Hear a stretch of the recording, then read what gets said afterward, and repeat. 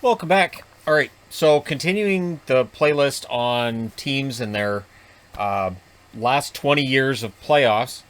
And what's interesting is a lot of Pittsburgh and a lot of Toronto on this board for the Ottawa Senators. And of course, the logos you see, those are the teams that knocked them out. So if you see them against Pittsburgh or Toronto, you probably turn to another series and go, well, I know how this one's going to turn out. I watched that before. But what's interesting is this is a team that had a lot of playoff appearances. And they had a lot of success. And then it sort of fell away from them recently. But, Ottawa, I love them as underdogs. I always did. But against Toronto, eh. So I think maybe Toronto's problem with not getting out of the first round, they need Ottawa to get back into the playoffs. So 1999-2000. Ottawa 41, 28, 11, and 2. They lost in 6 in the first round against Toronto. Radek Bonk was their leading scorer that year. 80 games, 23 goals, 37 assists, 60 points. It's a fun name to say, I know. And in the playoffs, he plays all 6 games. No points for Radek Bonk. So 2000-2001, and that's the last time I get to say his name. Yeah, that's too bad.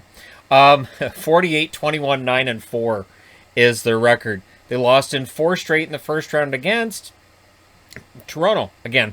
Yashin was their leading scorer. 82 games, 40 goals, 48 assists, 88 points.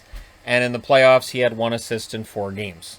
And of course, Yashin would end up going to the Islanders, where he experienced similar levels of playoff success for New York as he did in Ottawa.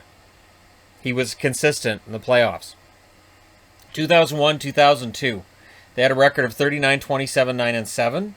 Round 1, they won because they didn't play Toronto. They played Philly. They won 4-1, so they're in the second round, and it's Toronto. And they lost in 7 against Toronto.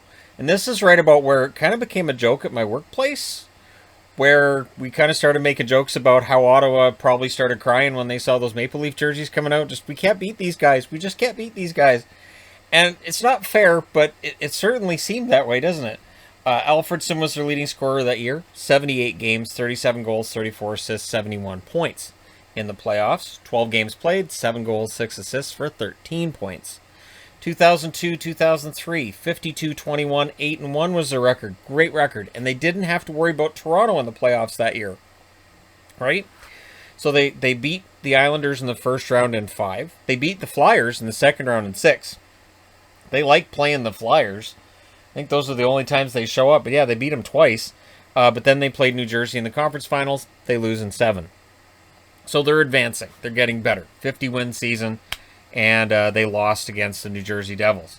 Hosa's their leading scorer. 80 games, 45 goals, 35 assists for 80 points. In the playoffs, 18 games, 5 goals, 11 assists, 16 points. It is interesting that their leading scorer changes regularly. A lot of teams that I've looked at already, the leading scorer tends to be the same guy for a little while, and then there's another guy who takes over. For Ottawa, it's kind of a mix. 2003-2004, they finished with a record of 43, 23, 10, and 6. In the first round, they play Toronto, so for the 4th time in 5 years. And this is the last year before the whole thing gets wiped out. That season gets wiped out by the lockout. And, of course, they lose to Toronto in 7. More jokes were made at their expense, and I apologize, because even though at the time, I mean, I will always cheer for Ottawa in a playoff series in that division against anybody that's not Boston. I know I will.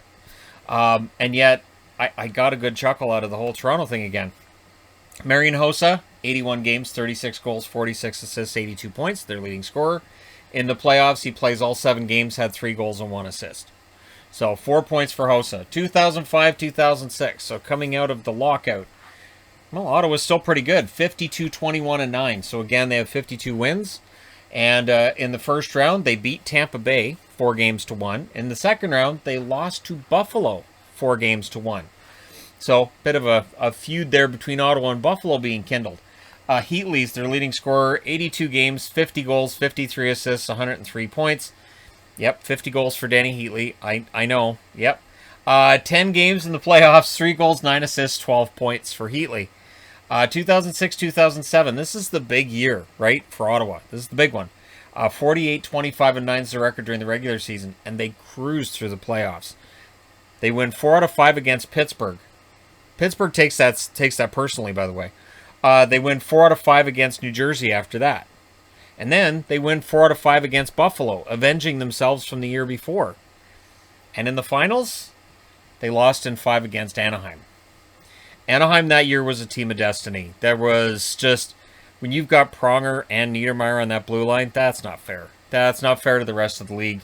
Heatley's their leading scorer again, 82 games, 50 goals, 55 assists, 105 points. And in the playoffs, 20 games, 7 goals, 15 assists, 22 points. Very good playoffs for Heatley as well. So 2007-2008, this is a team that now has been in the final and, wants to go back. They don't. 43-31-8 is their record. They lost in 4 straight in the first round against Pittsburgh. Spezza, 76 games, 34 goals, 58 assists, 92 points. Their leading scorer. In the playoffs, he had 1 assist in 4 games. Or I guess you could call that a Yashin. 2008-2009, they actually missed the playoffs. This is where you start seeing them miss the playoffs on occasion. 36-35-11 is their record. Alfredsson, 79 games, 24 goals, 50 assists, 74 points as their leading scorer. First time he had been their leading scorer. 2009-2010, 44-32-6 is their record.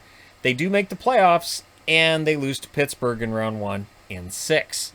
Alfredsson's their leading scorer again, 70 games, 20 goals, 51 assists, 71 points. In the playoffs, he had 2 goals and 6 assists in 6 games. 2010-2011, they're back to being out of the playoffs. 32-40-10 is their overall record. Spezza's their leading scorer again, only plays 62 games due to injury. 21 goals, 36 assists, 57 points. 2011-2012, back into the playoffs they go. 41-31-10 is their record, but they lost in the first round against the Rangers in 7. Spezza's their leading scorer again. 80 games, 34 goals, 50 assists, 84 points. In the playoffs, 7 games played, 3 goals, 2 assists, 5 points. 2012-2013, they finished 25-17-6. Round 1, they beat Montreal in 5. I remember that. I do. I remember that. That was an amazing series because I didn't expect them to beat Montreal that year. But then they lost in 5 against Pittsburgh in the second round. Kyle Turris, their leading scorer. 48 games, 12 goals, 17 assists, 29 points. It is a shame that Kyle Turris and the Ottawa Senators couldn't figure things out because his career since he left Ottawa has not been the same. If Ottawa can ever figure out a way to bring Turris back on some level, I would think he'll never get back to the kind of scoring he showed then, but I would think he'd improve. In the playoffs, he had 6 goals and 3 assists, 9 points in 10 games. He was good. 2013-2014, it's back to being out of the playoffs. So they missed the playoffs in 2011. They missed it in 2014. Then they missed it in 2016 as well. But we're not going to jump ahead yet. 37-31-14 is their record. Erik Karlsson's their leading scorer. In 82 games, 20 goals, 54 assists, 74 points. Fantastic overall run for Karlsson, right? Karlsson would be their leading scorer for a while as well. 2014-2015, 43-26-13 is their record. They lose in the first round against Montreal in 6. Karlsson, leading scorer, 82 games, 21 goals, 45 assists, 66 points. In the playoffs, 6 games played, 1 goal, 3 assists for 4 points. So Karlsson, he was a part of some pretty good teams in Ottawa. That's why I find it kind of odd when he says that he doesn't want to go through a rebuild in San Jose because he kept going through that in Ottawa. And I'm thinking, well, you guys just were in the playoffs, out of the playoffs. So they're out in 2016. They're 38-35-9. Karlsson, 82 games, 16 goals, 66 assists, 82 points. 2016-2017, they get back to the playoffs. This is the last time they made the playoffs, right? 44-28-10. In the first round, they beat Boston in 6. I remember that series. I remember Boston being down to, what? They were out like their top 4 defensemen, I think, were all out. Taking nothing away from Ottawa, but man, that was a brutal series for Boston. And then they beat the Rangers in 6 the round after that. So they're in the conference final, and it's Pittsburgh. And so, again, Pittsburgh probably looking back to 07 and going, we remember you guys. And they knocked out the Ottawa Senators in 7 that year. Karlsson's the leading scorer again, 77 games, 17 goals, 54 assists, 71 points in the playoffs. He played on one leg. 19 games, 2 goals, 16 assists, 18 points. I still think that season took more out of Erik Karlsson than he wanted to admit. And I think it took him from then until this season to really get himself right. So, yeah, we'll see when they get back into the playoffs, because from here on, there's no playoffs. 2017-2018, 28, 43, and 11. This was a nightmare season. They picked up Matt Duchene with the idea that, hey, we're a pretty good team. We went to the conference finals. We had another center in Duchene. He could be our number 2 center, maybe even our number 1. It just doesn't work. Stone was their leading scorer, 58 games played, 20 goals, 42 assists, 62 points. 2018-2019, 29, 47, and 6, as they really embraced the rebuild. Stone, 59 games, 28 goals, 34 assists, 62 points. And, of course, he would be traded off to the city of Las Vegas. And things really take a turn. 2019-2020, 25, 34, and 12 is the record. Honestly, the 25 wins was more than might have been expected of them at the start of the season. Brady Tkachuk's their leading scorer, 71 games, 21 goals, 23 assists, 44 points. I really still think Tkachuk has more to give offensively. I wouldn't be surprised to see him be a guy who's 65, 70 points a year once he reaches his peak. Maybe higher, maybe, but I'll just say 65, 70 just to be on the conservative side. This year, 2020, 2021, 23, 28, and 5 is their record. Tkachuk's their leading scorer again, 56 games, 17 goals, 19 assists, 36 points. While he may be their leading scorer, I think long-term, Stützle is going to be their leading scorer. Maybe Norris. There's a lot to like about the way Ottawa's done it, but what's interesting is they missed the playoffs their first 4 years in the playoffs, or their first 4 years in the NHL. They missed the playoffs. So they came in, they had this disastrous season of 10 wins, and in year 5 they were in the playoffs. It's remarkable that we look at expansion teams, we look at Vegas and others, and we go, oh, you got to go through pain. And I'm not saying Ottawa didn't, but it was just 4 years. It just felt like a decade before they made the playoffs. Now, the fact they've missed the playoffs the last 4 years means if they miss the playoffs again, that'll be the longest drought they've had playoff-wise in their history. So that's interesting to me. I thought that was something that I was kind of surprised. I'm always kind of surprised when I look back through their history and I say, oh, right, yeah, they had the 4 years without playoffs, and then they made it.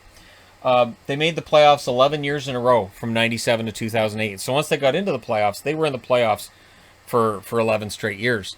And it was remarkable how consistent they were. They're trying to find their way back to that consistency. I don't know. I like the young guys they've got. I like the team they've put together. They had a very good run in the second half of the season. And I think they have a good shot. I think the Atlantic is stacked, though. And that could hurt teams like Ottawa, Buffalo, Detroit. They could make improvements, and we wouldn't know next year by their records if the other teams in that division stay as good as they've been. But again, that's a whole topic for another time. From 2000 until 2021, it's been kind of a mix. They did have that nice run in 2017, and they don't want to play against Pittsburgh again. I think they're done with Pittsburgh. 1 win and then 4 straight series losses against them. I think they're done with Pittsburgh. But let me know your thoughts in the comment section below, as always. Don't forget to hit like and subscribe if you're browsing your way through. You just happened upon this video. Thank you guys so much for watching, for all your support. From the surface of the sun, this has been me, and I'll talk to you again soon. It just feels like it.